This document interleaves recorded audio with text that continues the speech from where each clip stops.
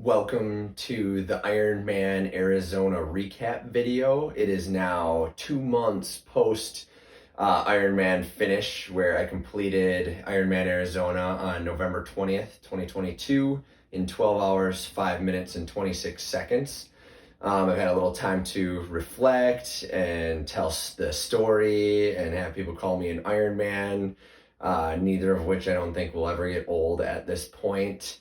Um, so as far as kind of reflections goes, it was such a great race, and you'll see kind of the video after I run down this last little bit of data for you. I would truly thought it was from the training to the race, an absolutely life-changing experience that if you watch the first video in the series, I was kind of looking for self-awareness and pushing limits, and I think I found all of that throughout the experience. And as I move forward in life, definitely gonna keep in mind all of the things that I learned through the experience and the highs and lows of training, from having that tree branch fall on my bike when I was going on 20 miles into like an 80-mile ride, to all of the early mornings and trainer time and light speed time, training indoors. So I spent a lot of the time training indoors, being in Minnesota, but I wouldn't change any of that. I got to listen to a lot of podcasts and watch Kona on YouTube while I was doing some of my training. So all those things made the experience what it was. So training started on June 27th, 2022, right after Grandma's marathon. After I took a week off recovery, I started right up in the training. So we did 21 weeks, ending on the November 19th with the Ironman practice swim. So in training, it totaled out to be 202 hours, 54 minutes, and 38 seconds, just a little over, or a little short of 8.5 days. My largest training week was week 19, which I, in hindsight, maybe would have peaked that a little bit earlier, but it didn't seem to hinder my race result at all. And it topped out at 15 hours, 14 minutes, and 44 seconds, with an average training week of 10 hours and 54 minutes and 38 seconds. That includes all of the races that I completed, as well as all of my strength training that I did on top of it.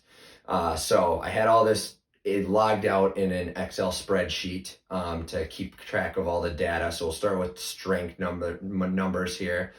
I strength trained 30 hours, 59 minutes, and 47 seconds, taking 5 weeks off of training, 2 leading up to the Ironman, and 3 during a period of time where I was doing every other week a race, in between the end of July and August.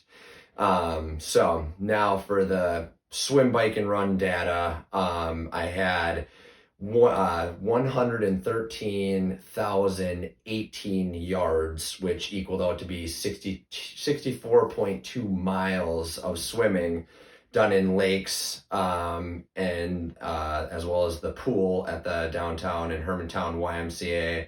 I also did a little bit in the White Bear Y, so any Y I was at, I kind of hit a swim. That equaled out to 40 hours, 47 minutes, and 4 seconds swimming, which is a ton of swimming and exponentially more than I've ever done in my life. Bike was 1,336.22 miles, which a lot of it done on my Wahoo Kicker. I'll put a picture of that in here, as well as this tree that kind of caused me to go onto the trainer just out of a freak accident with it coming down on my bike, and luckily not killing or injuring me while I was training.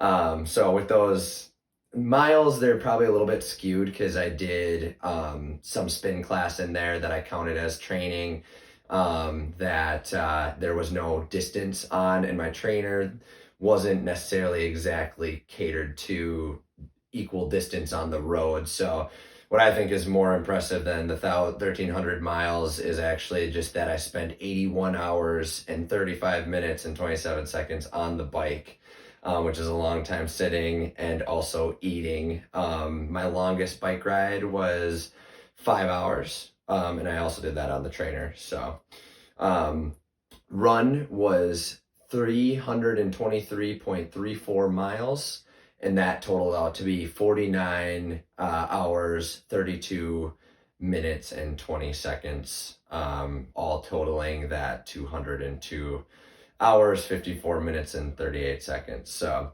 it is a big commitment. I wouldn't take back a second of that training because I actually thoroughly enjoyed the whole process. And I think what the biggest thing I learned between the self-awareness of having to modify workouts and figuring out how to keep pushing on every morning, all waking up all the 4 a.m. times to get to this pool at 5:15 in the morning, or the 6:30 a.m. swims at the lake, and just having to keep puzzle piecing all my workouts together to do 3 bikes, 3 runs, and 3 swims most weeks, as well as mainly 2 strength sessions, but I was doing a 30-minute session in there at points and times up until about September. So I really enjoyed the process, and I think my training result my race result was the result of the training, as I really did perform to how I trained and trained how I wanted to perform. So the training specificity of the whole 21 weeks was the thing that I think I was the most excited about, and one of the most important pieces of what I learned through this Ironman process. So without any further data for you that I will continue to kind of give throughout this video, here is the Ironman video with me giving some explanations throughout some of it. Enjoy, and thank you for watching.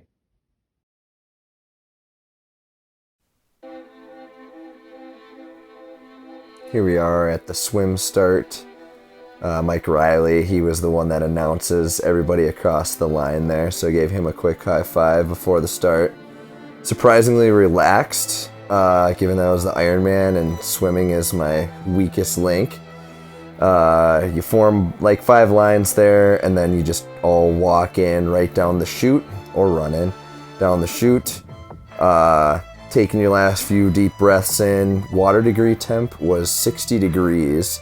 So when you get in, it's pretty hectic, and that shock to the cold water. People were kind of, flailing around, panic swimming, deep, exhales of gasping, I should say. Here we are on the main drag here. I started off quite fast, as you're going to see for these intervals here. Not quite sure why my Garmin had 11 when there should have only been 9, but somewhere it got a little goofy in the tracking. I do believe I started off that fast, and then I kind of went a little bit slower towards the end. I did cramp about 4 times during the race. As you can see with the pace there, 159 average for 100 yards, which is right what I was about shooting for. And then as my heart rate kind of went down as I kept swimming. Pretty natural there as I get in my groove.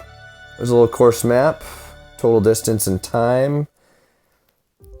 And I was wearing my heart rate monitor during this, so heart rate should be fairly accurate in water. It's meant to be in water. So as you can see, kind of close up in the water here, this is one of my main obstacles I was trying to overcome with my fear of swimming, was that rough water. Lots of people, just keeping yourself calm and under control during that type of swim, and then add the cold on top of it.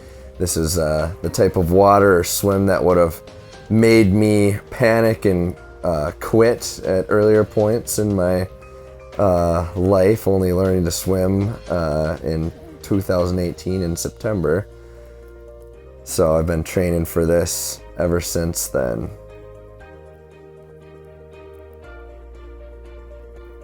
When I stay to the left, mainly because I'm strong on my left side, I did try to switch a few times to the right, but it just was kind of turbulent when you get into those groups, as you can kind of see behind me there. Here, I love this view. Is just a huge line of swimmers as far as you can see.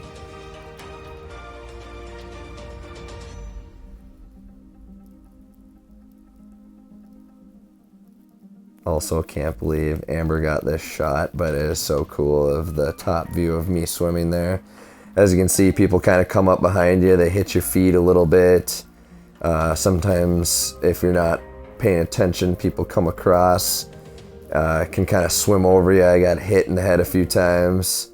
Also, kind of another reason why I stayed to the left.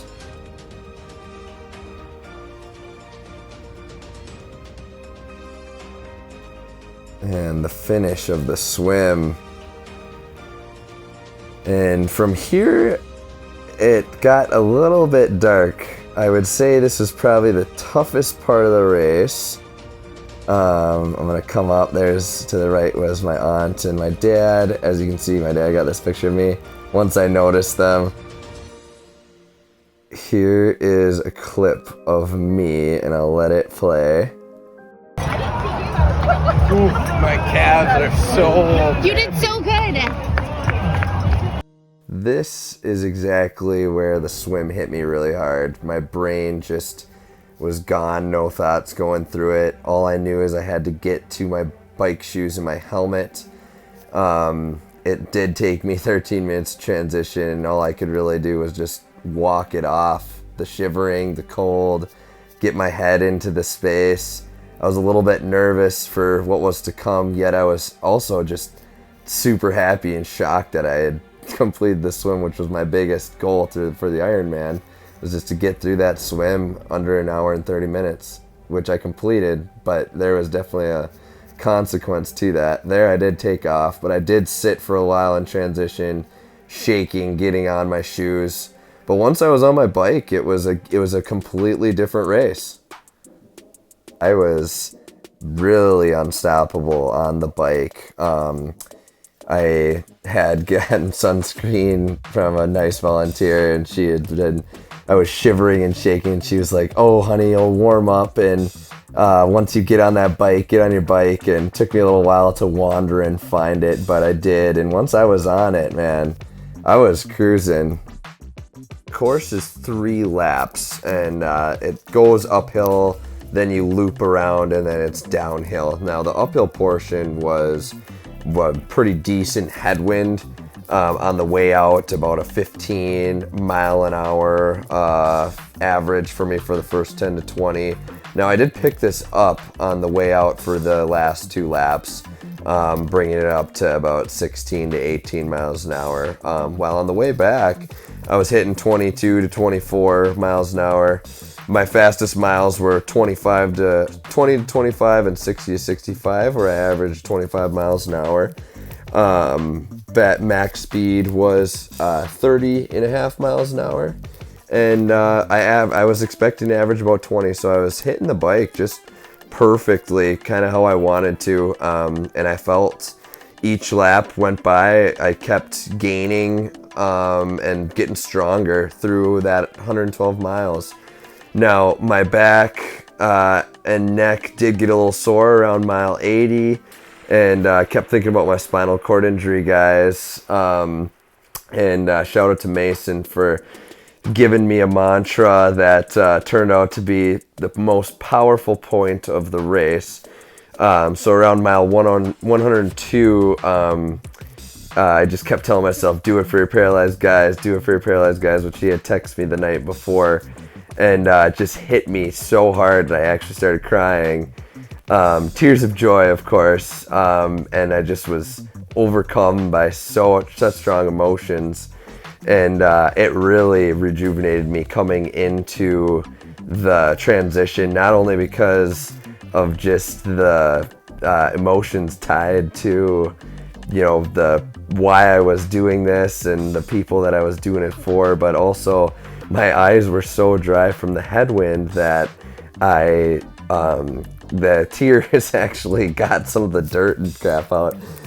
And I was just like, oh, thank God. A few times I even geared down and I couldn't. I was just pedaling so hard like a madman, then tears coming out. So that's what you can't see in this picture, is that I was crying my eyes out. And that was the most powerful part of the race. And I'll never forget that, because it just rejuvenated me coming into the marathon. So from here we have transition 2, which took 5 minutes, kind of a little run to those tents over there, quick sit down, got some Vaseline for my nose from blowing out so much water. I got a little bit raw, and then got on my shoes. Luckily my family and Amber were right there around the corner, and I got some eye drops.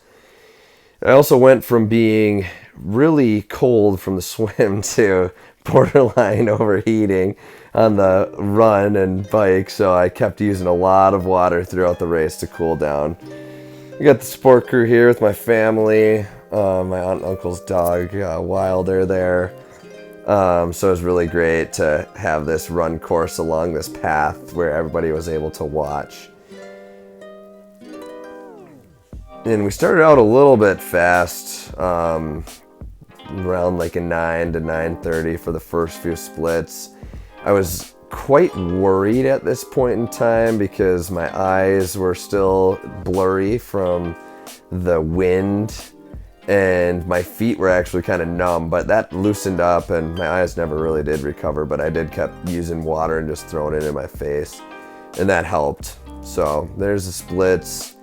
That I hit the hill there. That was one of the little slower ones, but it was nice because you catch a downhill here. And then it loops you right back on that path, going back around. So at this point I'm still carrying my water bottle with my 2 scoops of carbs and a liquid IV. I had a lot of trouble trying to get that down. But I did eventually get most of it down. I tossed the bottle because it'd been something I'd used for a long time, and it was honestly just getting too covered in sweat and carb drink that the zippers were. It was time for a new one anyways. So I did end up taking a couple spring gels during that. I think I had about 6 or so on the bike. As you can see, I'll take a Gatorade, take a water. Water goes on the face, Gatorade goes in just to keep the carbs going.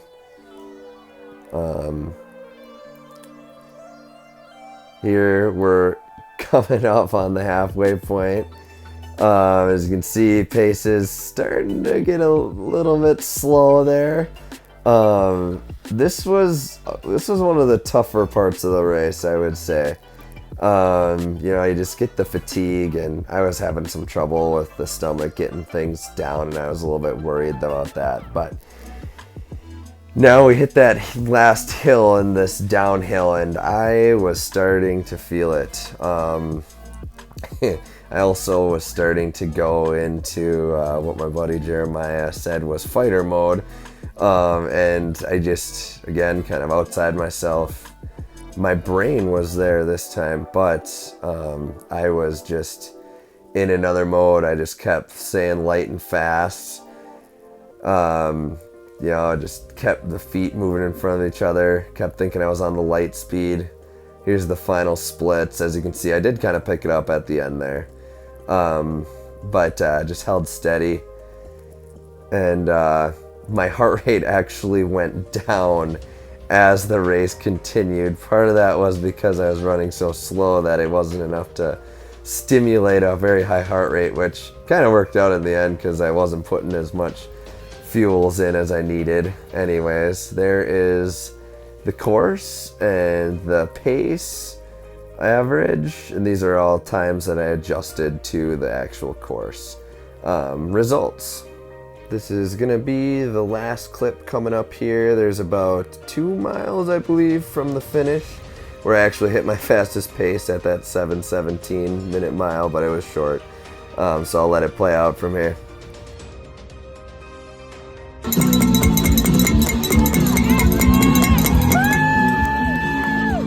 Good luck.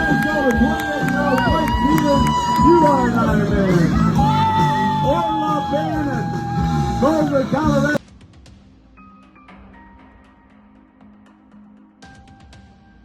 Now, after finishing, I actually felt great. They have volunteers that kind of guide you through so that if you're kind of woozy, delusional, they kind of throw you at the medical tent or make sure you get all your stuff. Somebody takes the tracker, gives you a medal, gives you a shirt, and I was having a good conversation with this guy, and I felt pretty good after finishing. It was not as bad on the legs as I expected, and so I chatted for a little bit with my medal, and then I'll play this clip. My feet were so cold, and I could just feel it go down. I was just like, oh my god.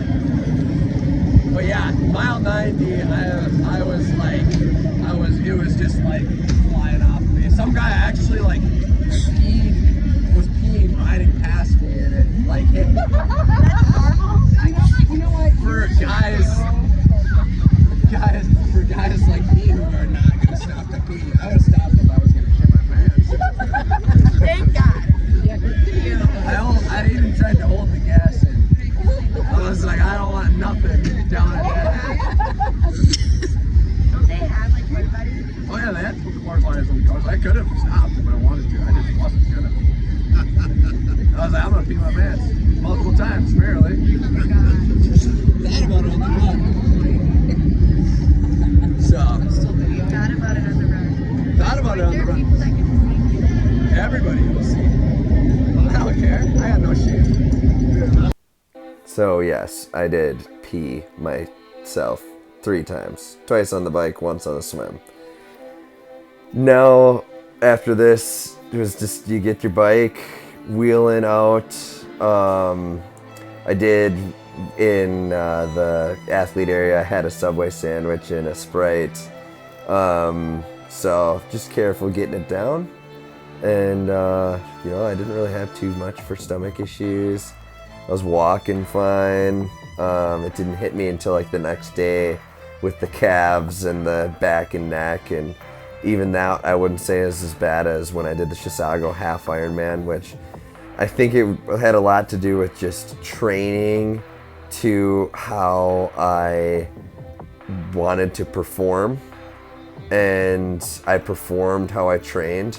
So I don't think my body was overdone in that experience, and overall it was such a great race, and I'm so thankful for the volunteers for Arizona, and special thanks to Amber for getting all this video, and my family for being a part of this, and as well as everybody who's watched the video and has been part of the personal training and me listening to me talk about it. Because this has been one of my biggest accomplishments to date, and I definitely feel like I have some unfinished business with Arizona. Stay tuned.